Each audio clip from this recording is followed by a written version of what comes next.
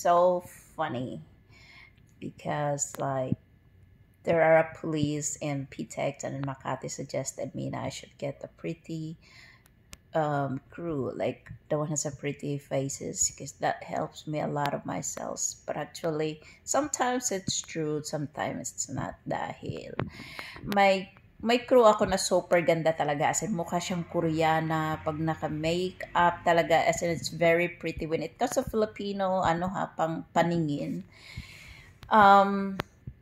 Super ganda niya. Nailab pa nga yung isang pamangkin ko eh. And hindi ko alam na is it like about the looks or skills. So,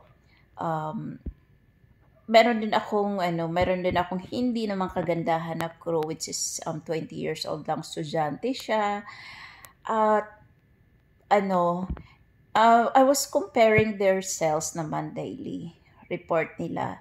Si Pretty hindi ganun kalaki mag-sales. Hindi naman siya nangungupit ha, pero yung hindi kagandahan na crew ko, which is 20 years old student, ang laki niya mag-sales. I would say malaki yung 8,000 to 16. That's malaki for me, especially kung nag-isa, kasi minsan pag hindi weekend, nag-iisa lang sila or dalawa usually. Per tao yung sales nila. Ang nag-8,000 to 16, so malaki na yun para sa akin. And doon ko napagtanto, and this hindi kagandahan na crew, she has more skills. Kasi nanggaling siya ng McDonald's and Burger King. So, kasi hindi ako tumatanggap usually ng crew. If you haven't been working in McDonald's, Jollibee, yung mga fast food chain. Kasi iba kasi ang knowledge nila when it comes to customer service, pakikisama, energy. So, yun yung kinukuha ko talaga na mga crew, yung may mga background sila sa kasi background sila sa mga fast food. Kasi pinaka-importante sa akin, sa aming mga nagnegosyo sa food involved, customer service talaga ang kailangan. And yun yung nasabi ko na hindi pala sa itsura.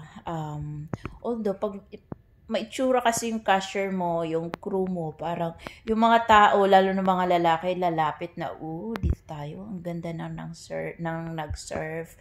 Pero, when it comes to sales, it's not all about the looks talaga. And, yung skills talaga, yeah, yun ang pinaka-importante, ang skills.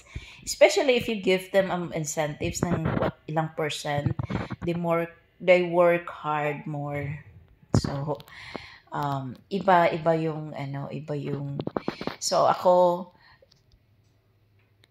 sa suggestion ng police that I should get pretty faces, crews, stuff like that. And now that I've learned, mas pipiliin ko pa rin yung mas skills na staff kisa maganda mukha. Because sometimes, maraming maganda mukha na I've been like hiring those maganda mukha. Mahirap pag maganda lang ang mukha, walang common sense. Hindi kasi yan ang kailangan sa business. Mas mahirap siya i-handle pag walang common